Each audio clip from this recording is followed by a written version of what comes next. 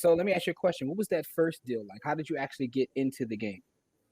Yeah, so that first deal, we started, Kiara had a great job. Her college kind of internship rolled into a full-time leadership position in Connecticut. And I lived at home for about a year and decided to move up. When we got there, we were trying to looking at each other, sitting on the couch, vision boarding. Okay, real estate. This is it. This is what we're going to do. We need to start finding a property. So we found a 3-unit multi right there in Hartford. It was a shell. And we decided to just go all in on it. Yeah, so we bought the 3-unit shell. So we bought it for about $26,000 and needed about $120,000 worth of renovation. So we had a whole lot going on in that process of figuring out what we were going to do and how we were going to do it, and ended up working with a nonprofit to secure the funds for that rehab and then turn that vacant house into a home for 3 families. We actually still own the property. Our very first tenant still lives there. And really that property set the foundation for a lot of what we do now when it comes to the size of the rehabs that we're doing and the types of renovations that we've done, and also how we interact with our tenants, how we think about building communities. A lot of that started with that very first deal that happened to be in Connecticut before we moved back home, because close, born and raised from Baltimore. Obviously, Lincoln, Oxford's only about an hour and 20 minutes up the road. So prior to moving down here, we set all that foundation in Connecticut.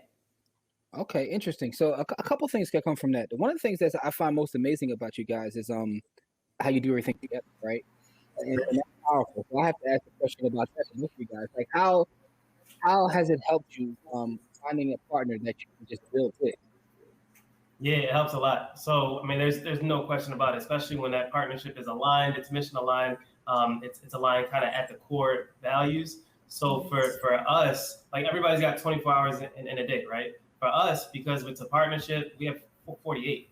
So we can work together and bounce off of each other. When I'm slacking, she can pick up. When she's slacking, I can pick up, and we can kind of keep on rocking and rolling, and the business continues to grow. And the people who benefit are the buyers, are the tenants, are our mentees.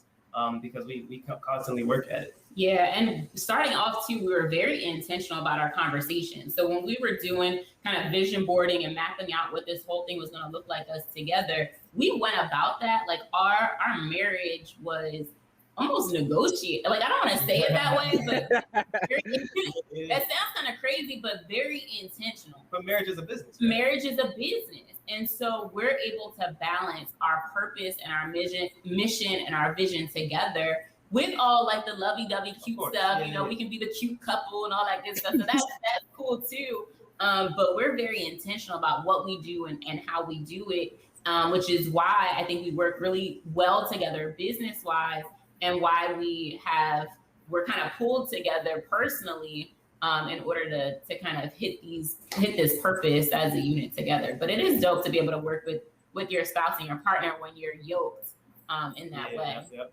Yeah, that's amazing. And I'm glad you said that, right? Because I just, a shout to Andre Hatchett. I just sat down to his podcast and I literally said the same thing you just said. So I'm glad someone else reiterated. I said, when you have a spouse that you're in line with, you create time.